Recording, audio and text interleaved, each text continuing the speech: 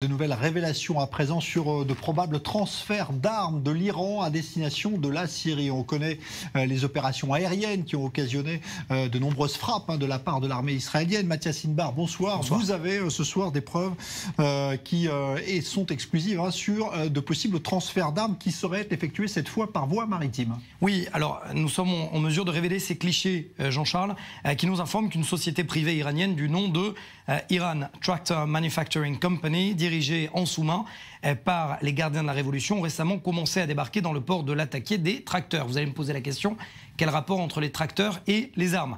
Fruit d'un accord passé en octobre dernier entre l'Iran et le ministère de l'Agriculture syrien, ces tracteurs en fait sont dirigés par une société qui est complètement en sous-main, appartient à un fonds d'investissement des Basij. Les Basij, ce sont les forces armées et les forces militaires des gardiens de la Révolution, inscrites sur la liste noire du Trésor américain sous le coup de sanctions. C'est la raison pour laquelle ces cargaisons pourraient servir de couverture donc à des armes. Pourquoi pourraient? Parce qu'on n'a pas la photo de ces armes, bien évidemment, mais depuis plusieurs semaines, des dizaines, voire des centaines de tracteurs arrivent par cargaison entière sur le port de Latakia. On peut se poser la question de savoir pourquoi la Syrie aurait besoin de tant de tracteurs, de centaines de tracteurs, alors que son agriculture est complètement mise à mal.